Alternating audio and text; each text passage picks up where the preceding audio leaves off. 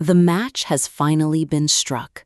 The powder keg has detonated, and the Union has collapsed into the chaotic, blood-soaked madness of total proletarian revolution. In Joe Abercrombie's devastatingly cynical finale to the Age of Madness trilogy, The Wisdom of Crowds, the grim-dark, razor-sharp political chess matches of George R.R. Martin's A Song of Ice and Fire collide with the terrifying, unhinged anarchy of the historical Reign of Terror. Abercrombie delivers a breathtaking masterclass in anti-hero fiction, demonstrating that when you tear down a corrupt system, the monster that replaces it is often infinitely more ravenous. The narrative drops us headfirst into the terrifying wreckage of Adua. The great change has succeeded. The monarchy has been effectively broken, and power has been seized by the Burners, a radical, chaotic collective of the exploited working class led by the mysterious Citizen Breaker. However, the promised utopian paradise of equality instantly degenerates into a paranoid nightmare of public trials, brutal executions, and desperate survival.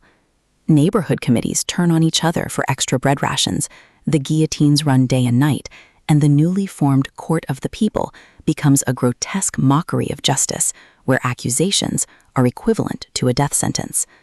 The tactical scale hits an absolute red line as the surviving power players are forced to adapt to a world devoid of rules. The ruined Union, faction ledger. The fallen capital. Savine Danglokta, once the most ruthless investor in the empire, must strip away her aristocratic pride and use raw, desperate street-level tradecraft just to keep her family from the gallows. The captive king. Orso finds himself stripped of his crown, locked in a damp cell, and forced to face the dark comedy of his own trial while maintaining his signature, tragic wit. The Northern Storm.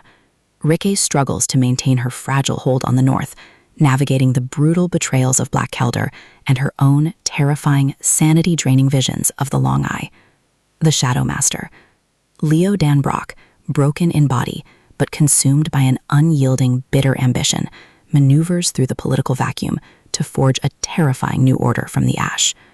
Abercrombie expertly twists the emotional knife, showing how easily the righteous anger of an oppressed populace can be weaponized by manipulative opportunists.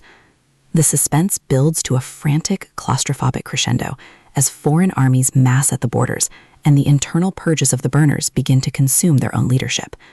The narrative concludes with a series of staggering, jaw-dropping political twists that reshape the entire landscape of the First Law world, proving that the wheels of power will keep turning no matter how much blood is used to grease the gears. Abercrombie delivers an extraordinary, pitch-black auditory experience that thrives on visceral combat choreography, devastating irony, and masterfully complex character arcs. The audiobook production, anchored by the legendary, unmatched narration of Stephen Pacey, is an absolute triumph. Pacey captures the shifting, desperate energies of a dying empire, making listeners feel every ounce of the cold, creeping dread as the collective wisdom of the mob threatens to burn the world to the ground. Will any of the survivors successfully guide the Union out of the ashes of the Great Change, or will the fury of the crowd permanently bury them all?